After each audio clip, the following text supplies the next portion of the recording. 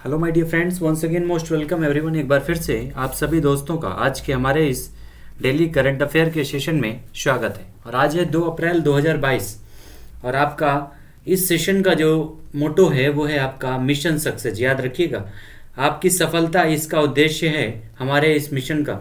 और आज के करंट अफेयर में आपका जो करंट अफेयर है 2 अप्रैल 2022 का करंट अफेयर हम लोग डिस्कस करने वाले हैं इस मिशन के तहत में। डियर याद रखिएगा, जितने भी दोस्त हैं एक बार सारे लोग सेशन को शेयर कर दीजिएगा सारे दोस्तों के बीच में, और एक बार सेशन को जितने लोग हैं सारे लोग लाइक कर दीजिएगा। आइए शुरू करते हैं डियर हमारे सेशन को। और याद रखिएगा हमेशा, if you can dream it you can do it. हमेशा अपने दिमाग में याद रखिएगा, दुनिया की कोई भी चीज़ जो आप सोच सकते हैं, जो आपके दिमाग में आ सकती है, हर वो चीज़ दुनिया की आप कर सकते हैं। ये आपके दिमाग में होना चाहिए, ये आपके जहन में होना चाहिए कि दुनिया में ऐसा कोई भी काम नहीं है जो इम्पॉसिबल हो। अगर आप उसको सोच सकते हैं तो आप उसे कर भी सकते हैं। ये आपके दिमाग में हमेशा के लिए सेव होना चाहिए। Nothing impossible in this world. चलिए आइए इसी कोट के साथ में शुरू करते हैं डियर आज का हमारा सेशन करंट अफेयर का।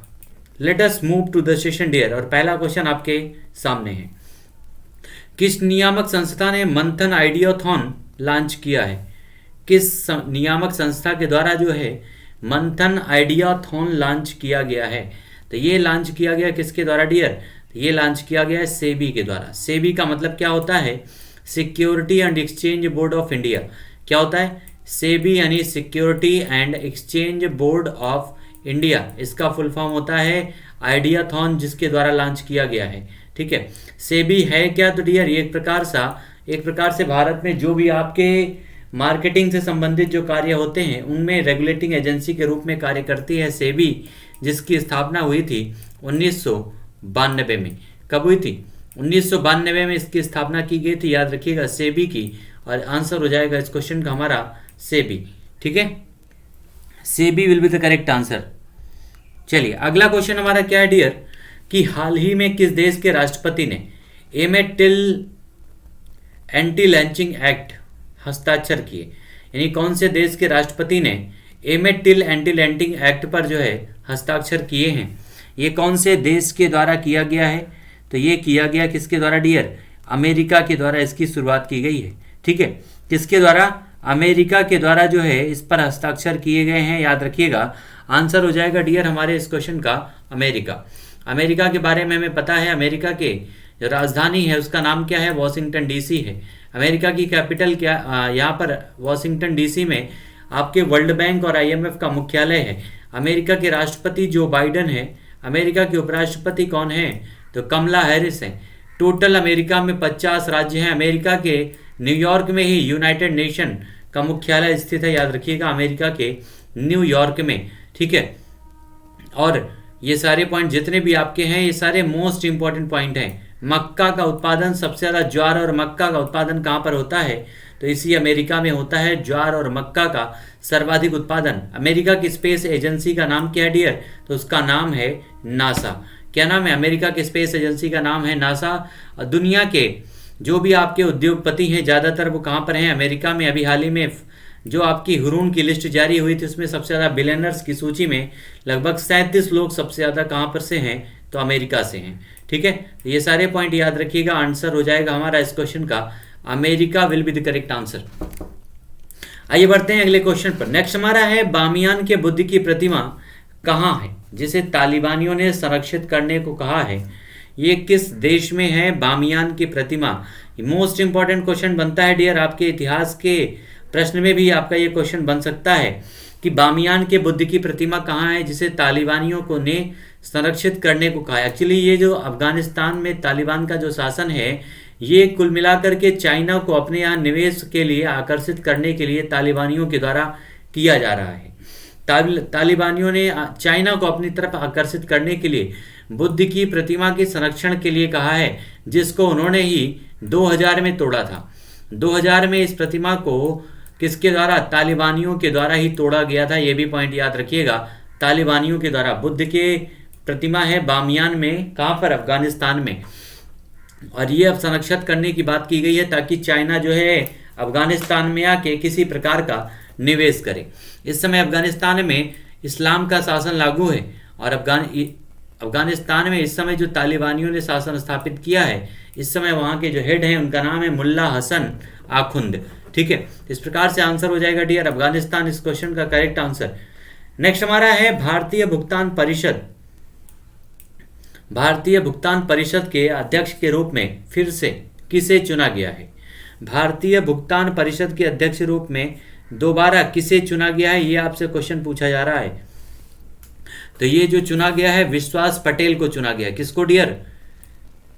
विश्वास पटेल को चुना गया है भारतीय भुगतान परिषद के अध्यक्ष के रूप में। ठीक है, तो आंसर हो जाएगा हमारा यहां पर विश्वास पटेल।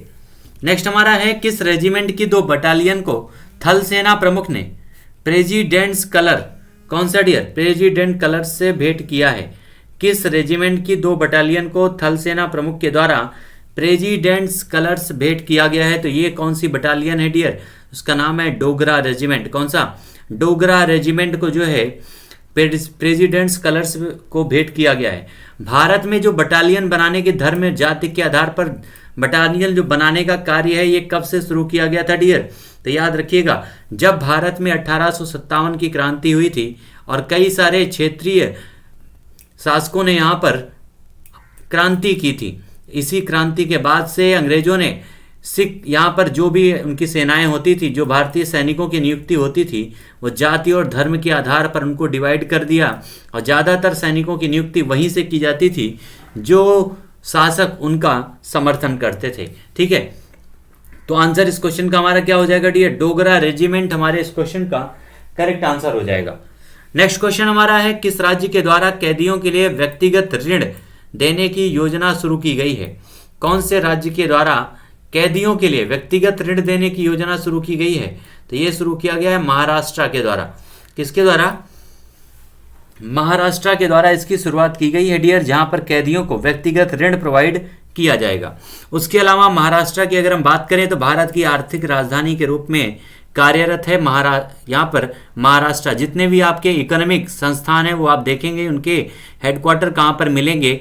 जितने भी ज़्यादातर बैंक हैं वो महाराष्ट्र के उसके हेडक्वार्टर है। महाराष्ट्र के मुख्यमंत्री कौन है? उद्धव ठाकरे हैं। यहीं पर महाराष्ट्र में एक स्थल है सोपारा, जहाँ पर अशोक का अभिलेख प्राप्त हुआ है। यहीं महाराष्ट्र में आपका एक जगह है नासिक, जहाँ पर कुंभ मेले का आयोजन किया जाता है। ये भी पॉइंट याद रखिएगा। इसी महाराष्ट्र में नेहा शेवा बंदरगाह या जवाहरलाल नेहरू बंदरगाह स्थित है। ठीक है, सारे पॉइंट याद रखिएगा। महाराष्ट्र में कई आपके प्राचीन कालीन काफ़ी सारे यहाँ पर गुफाओं के निर्माण हुए हैं औरंगाबाद में। ठीक है, कहाँ पर डियर? औरंगाबाद में कई सारी गुफा मंदिरों का निर्माण किया गया है इसी महाराष्ट्र के औरंगाबाद में। सारे पॉइंट याद रखिएगा। महाराष्ट्र से संबंधित और क्षेत्रफल के मामले में पूरे भारत में द्वितीय स्थान पर है महाराष्ट्र। इसका जो कैपिटल है वो क्या है? मुंबई इसकी कैपिटल है, याद रखिएगा। आंसर हो जाएगा इस क्वेश्चन का dear Maharashtra will be the correct answer. Next हमारा है डिजिटल ग्राहक जुड़ाव और पुरस्कार वॉल्ट किसके द्वारा लॉन्च किया गया है? डिजिटल ग्राहक जुड़ाव और पुरस्कार वॉल्ट जो है किसके द्वारा लॉन्च किया गया है? तो ये लॉन्च किया गया है एक प्रकार से HDFC के द्वारा। HDFC यानी हाउसिंग डेवलपमेंट फाइनेंस कॉर्पोरेशन के द्वारा जो है इसे लॉन्च किया गया है, जिसका नाम है HDFC एर्गो के द्वारा। ठीक है, तो डिजिटल ग्राहक जुड़ाव और पुरस्कार वॉलेट जो है किसके द्वारा लॉन्च किया गया डियर? HDFC के द्वारा लॉन्च किया गया है। नेक्स्ट हमारा है विश्व ऑटिज्म जागरूकता। यहाँ पर 2 दिवस को हमने एक साथ में लिया है, दोनों दिवस को ध्यान रखिएगा। विश्व ऑटिज्म जागरूकता और अंतर्राष्ट्रीय बाल दिवस, ये आपका सबसे इंपॉर्टेंट है। अंतर्राष्ट्रीय बाल दिवस कब मनाया जाता है?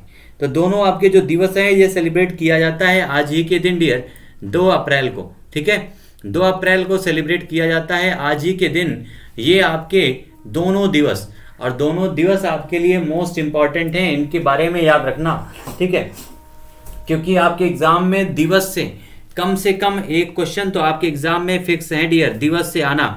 तो दिवस में आपका अप्रैल महीना शुरू हो चुका है और मार्च के महीने में इसके पहले जो आपका मंथ बीता है मार्च का, तो मार्च में हम लोगों ने देखा था कि 3 तारीख को मनाया गया था विश्व वन्य जीव दिवस। उसके अलावा 4 तारीख को राष्ट्रीय सुरक्षा दिवस मनाया गया था। 8 तारीख को हमने देखा था डियर कि अंतर्राष्ट्रीय महिला दिवस सेलिब्रेट किया गया था। उसके अलावा 10 तारीख को केंद्रीय औद्योगिक सुरक्षा बल का स्थापना दिवस मनाया गया था। उसके अलावा आपका 20 मार्च को सेलिब्रेट किया गया था खुशहाली दिवस और गौरैया दिवस। कौन सा? खुशहाली दिवस और गौरैया दिवस। उसके अलावा 21 तारीख को मनाया गया था कौन सा? तो वानिकी दिवस। कौन सा? 21 तारीख को विश्व वानिकी दिवस। उसके अलावा 22 तारीख को जल संरक्षण दिवस मनाया गया था। 23 तारीख को मनाया गया था शहीद दिवस। कौन सा? शहीद दिवस मनाया गया था 23 मार्च को। 24 मार्च को सेलिब्रेट किया गया था टीबी दिवस। कौन सा डियर? 24 मार्च को टीबी दिवस मनाया गया था। उसके अलावा आपका ये सारे पॉइंट जो है मोस्ट इंपॉर्टेंट थे, जिसमें 27 मार्च को मनाया गया था जो आपका थिएटर डे। ठीक है, थिएटर डे। ये सारे आपके मोस्ट इंपॉर्टेंट पॉइंट थे मार्च के महीने में, जो आपका महीना अभी हाल ही में बीता है। ये सारे पॉइंट याद रखिएगा। ठीक है, और अप्रैल के महीने की शुरुआत हो चुकी है और अंतर्राष्ट्रीय बाल दिवस मनाया जाता है 2 अप्रैल को। ठीक है, 2 अप्रैल को। आइए बढ़ते हैं डियर नेक्स्ट क्वेश्चन की तरफ। अगला हमारा है खेलो इंडिया यूथ गेम्स 2022 का आयोजन कहाँ किया जाएगा? खेलो इंडिया यूथ गेम्स 2022 का जो आयोजन है ये इस बार कहां पर किया जा रहा है? तो डियर कर्नाटका में। कहां पर? कर्नाटक में इसका आयोजन किया जा रहा है खेलो इंडिया यूथ गेम्स 2022 का। नेक्स्ट हमारा है भारतीय भू वैज्ञानिक सर्वेक्षण के महानिदेशक के रूप में किसने कार्यभार संभाला है? भारतीय भू वैज्ञानिक सर्वेक्षण के महानिदेशक के रूप में कार्यभार संभाला है डॉक्टर एस राजू ने। किसने डियर? डॉक्टर एस राजू ने कार्यभार संभाला है भारतीय भू वैज्ञानिक सर्वेक्षण के महानिदेशक के रूप में, डॉक्टर एस राजू। इस तरह से हमारा वन लाइनर सेशन डियर यहाँ पर होता है कंप्लीट। जितने भी आपके वन लाइनर सेशन में क्वेश्चन बनते थे मोस्ट इंपॉर्टेंट, वो सारी चीजें हम लोगों ने डिस्कस कर लिया है। अब हम बढ़ेंगे यहाँ से अपने प्रश्नोत्तरी की तरफ, लेकिन उसके पहले जो है आप लोग एक बार सेशन को आप सभी लोग लाइक कर दीजिएगा, सारे दोस्तों को शेयर कर दीजिएगा डियर। ठीक है, फिर हम लोग शुरू करते हैं हमारा प्रश्नोत्तरी सेशन, जहां पर मिलेगा आपको ऑप्शन अपने आंसर देने के लिए। आइए शुरू करते हैं हमारा प्रश्नोत्तरी सेशन और पहला क्वेश्चन आपके सामने है। पहला क्वेश्चन क्या है डियर? किस संस्थान का स्थापना दिवस 1 अप्रैल को मनाया जाता है? 1 अप्रैल को किस संस्थान का स्थापना दिवस सेलिब्रेट किया जाता है? सेबी का, नाबार्ड का, या फिर भारतीय रिजर्व बैंक का, या नीति आयोग का? किसका स्थापना दिवस 1 अप्रैल को मनाया जाता है? ये आपसे क्वेश्चन पूछा जा रहा है। चलिए जल्दी से आंसर बताइएगा सारे लोग कि 1 अप्रैल को किसका स्थापना दिवस सेलिब्रेट किया जाता है। काफी इंपॉर्टेंट क्वेश्चन है डियर, ये आपका काफी इंपॉर्टेंट है इसका जो दिवस है, और ये आपका जो बैंक है जिसका स्थापना दिवस मनाया जाना है, ये सारे पॉइंट आपके बहुत इंपॉर्टेंट हैं।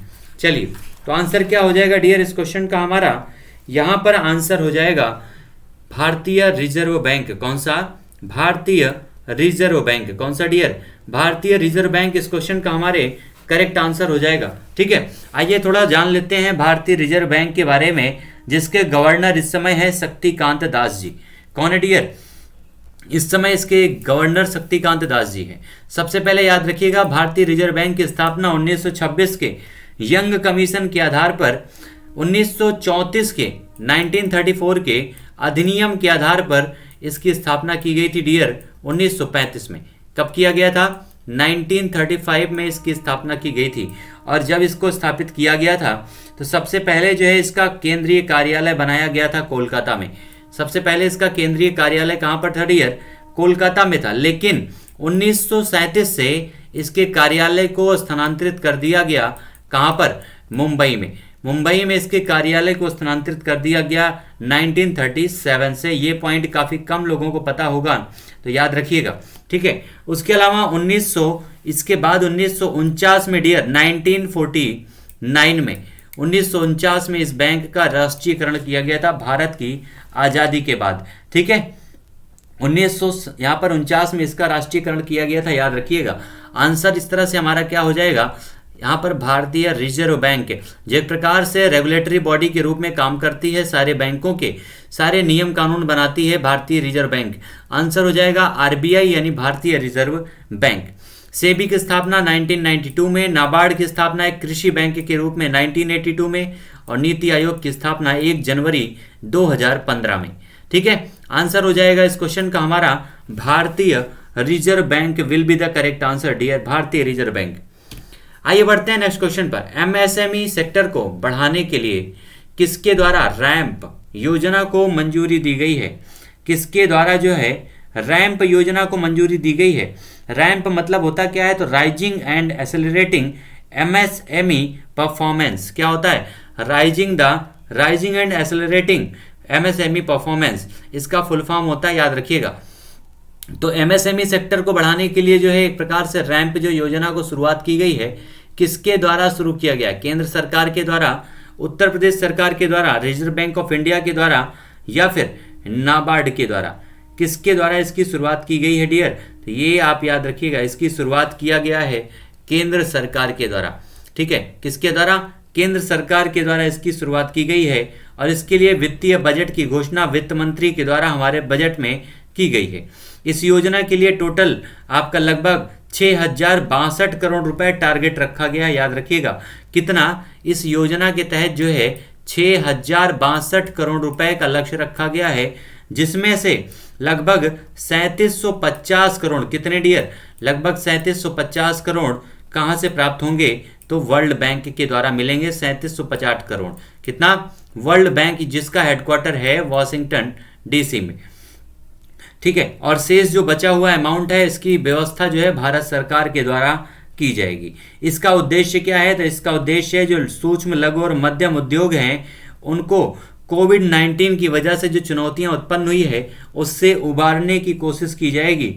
उसके अलावा बाजार और ऋण तक पहुंच को सुनिश्चित किया जाएगा और केंद्र राज्य के बीच संबंधों को भी मजबूत किया जाएगा। ठीक है, ये सारी चीजें इसका जो है उद्देश्य है। और ये आपका जो योजना लागू की गई है, इसको केंद्र सरकार के द्वारा यूके सिन्हा समिति के जो है विचारों के आधार पर इसका गठन किया गया है। किसके आधार पर डियर? यूके सिन्हा समिति, जिसको 2019 में गठन किया गया था। तो आंसर हो जाएगा यहां पर केंद्र सरकार।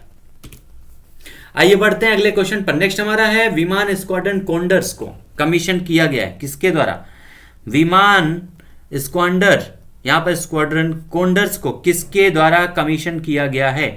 भारतीय थल सेना को, भारतीय नौसेना, भारतीय वायुसेना, या फिर भारतीय जल सेना के द्वारा?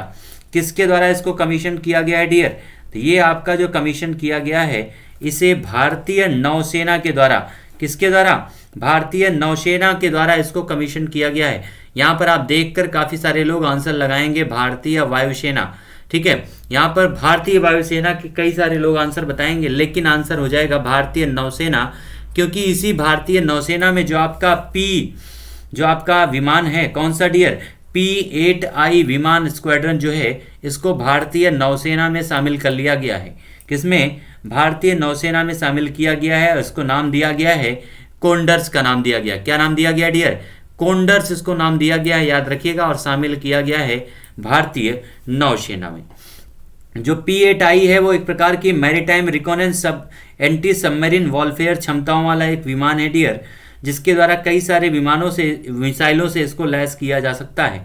ठीक है, तो आंसर हमारा क्या हो जाएगा? यहाँ पर हो जाएगा भारतीय नौसेना। और इसको शामिल कहाँ पर किया गया? तो गोवा में। कहाँ पर डियर? गोवा में एक उत्सव का आयोजन करके, एक जो है प्रोग्राम का आयोजन करके इसको शामिल किया गया है। आइए बढ़ते हैं अगले क्वेश्चन की तरफ। नेक्स्ट हमारा है भारत में किन भूवैज्ञानिक विरासत स्थलों की पहचान की गई है? भारत में किन भूवैज्ञानिक विरासत स्थलों की पहचान की गई है? तो भूवैज्ञानिक विरासत स्थलों की पहचान इस भारत में डियर 2 नए विरासत स्थलों की पहचान की गई है। कितने?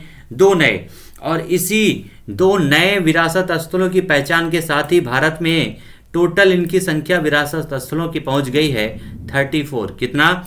34 पहुंच गई है भूवैज्ञानिक विरासत स्थलों की संख्या भारत में। कितनी? 34। आखिर ये 2 नए जो आपके शामिल हुए हैं वो कौन कौन से हैं? तो शिवालिक जीवाश्म उद्यान तथा चूना पत्थर, इन दोनों को शामिल किया गया है। यानी आंसर हो जाएगा 1 और 2 दोनों, यानी हमारा आंसर हो जाएगा इस क्वेश्चन का डियर चौथा।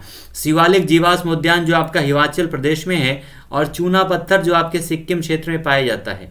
इन्हीं दोनों क्षेत्रों को जो है भूवैज्ञानिक विरासत स्थलों के रूप में शामिल किया गया है। और टोटल भूवैज्ञानिक विरासत स्थलों की संख्या भारत में पहुंच गई है 34। कितना डियर? 34 पहुंच गई है, याद रखिएगा। ठीक है, 34 इस क्वेश्चन का हमारे करेक्ट आंसर हो जाएगा। शिवालिक जो जीवाश्म है हिमाचल प्रदेश में, वो एक प्रकार से एक जो आपका जीवाश्म है वो प्लास्टोसिन युग की चट्टानों के आधार पर है। इसमें कई प्रकार के कसूरिकी जीवाश्मों का जो है एक प्रकार से संग्रह पाया गया है शिवालिक जीवाश्म उद्यान में। ठीक है, इसे जो है फ्रंट डीप भी कहा जाता है, याद रखिएगा। क्या कहते हैं डियर? फ्रंट डीप कहा जाता है, जिसकी उम्र लगभग 23 मिलियन वर्ष पुरानी बताई जाती है। चलिए, तो आंसर हमारा हो जाएगा इस क्वेश्चन का 1 और 2 दोनों। और ये पॉइंट याद रखिएगा कि भारत में टोटल भूवैज्ञानिक विरासत स्थलों की संख्या कितनी हो गई है? तो 34। नेक्स्ट हमारा है, मणिपुर सरकार ने पोस्ट डिजिटल एक्सपीरियंस सेंटर शुरू करने के लिए किसके साथ में समझौता किया है? किसके द्वारा समझौता किया गया है? तो मणिपुर सरकार के द्वारा। स्पोर्ट्स डिजिटल एक्सपीरियंस सेंटर शुरू करने के लिए किसके साथ में समझौता किया है डियर? मणिपुर सरकार ने गूगल के साथ में, सैमसंग के साथ में, माइक्रोसॉफ्ट के साथ में, या फिर रिलायंस के साथ में। तो ये डियर जो आपका समझौता किया गया है, ये किया गया है सैमसंग के साथ में। किसके द्वारा? सैमसंग के साथ में ये समझौता किया गया है मणिपुर सरकार के द्वारा। ठीक है, किसके द्वारा डियर? मणिपुर सरकार के द्वारा इसका समझौता किया गया है, और ये किया गया है सैमसंग के साथ में। आंसर हो जाएगा हमारे इस क्वेश्चन का Samsung will be the correct answer. Next हमारा है, आईपीएल में सबसे ज्यादा विकेट लेने वाले गेंदबाज कौन बने हैं?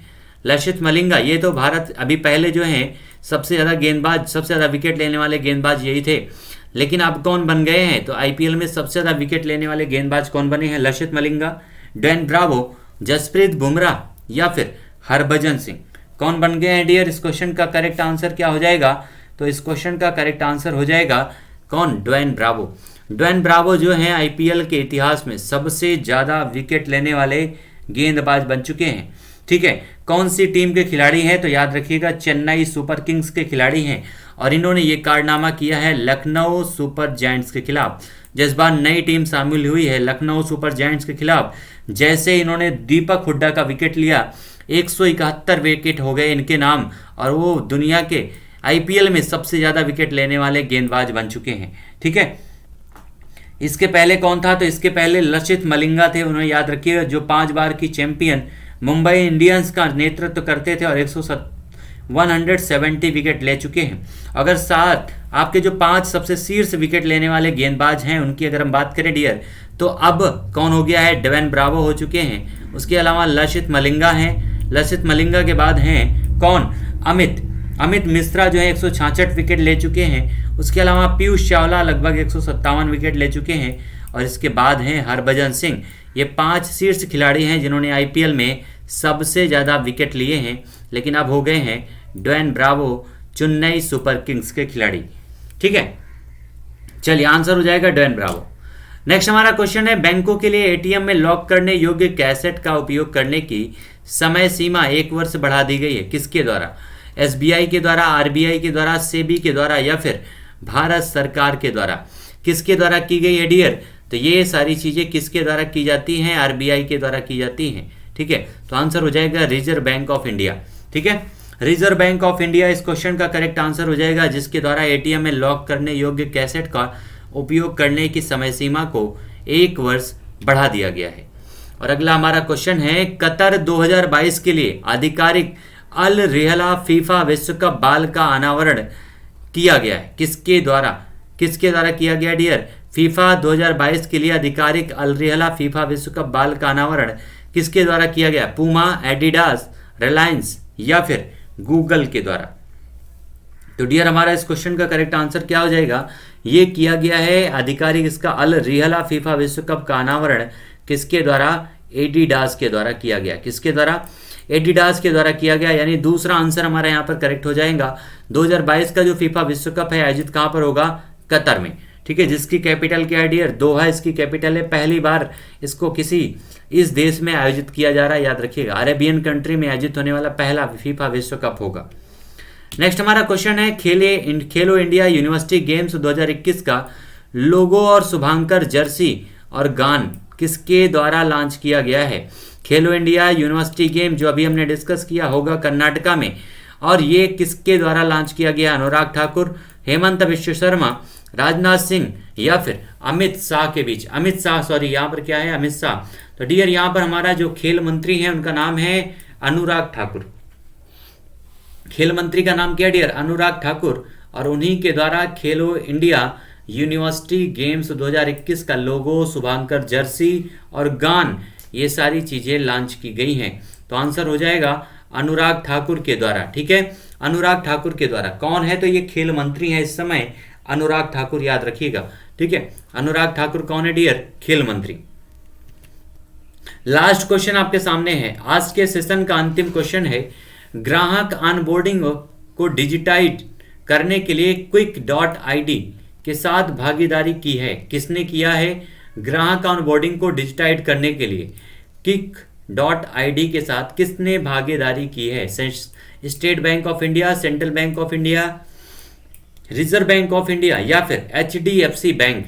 तो डियर ये आपका जो क्विक आईडी है, ये साझेदारी की गई है सेंट्रल बैंक ऑफ इंडिया के द्वारा। किसके द्वारा, सेंट्रल बैंक ऑफ इंडिया के द्वारा ये भागीदारी की गई है। याद रखिएगा, ग्राहक ऑनबोर्डिंग को डिजिटाइज करने के लिए सेंट्रल बैंक ऑफ इंडिया के द्वारा ये भागीदारी की गई है। जितने भी मोस्ट इंपॉर्टेंट क्वेश्चन आपके एग्जाम के लिए आज बनते थे डियर, उन सारे क्वेश्चन को हम लोगों ने आज के सेशन में डिस्कस किया। होप सो आप लोगों को एंजॉय किया होगा आप लोगों ने आज के सेशन का। ठीक है, कल है संडे, हम ट्राई करेंगे डियर, कल आपका सेशन कंप्लीट करेंगे, बनाएंगे।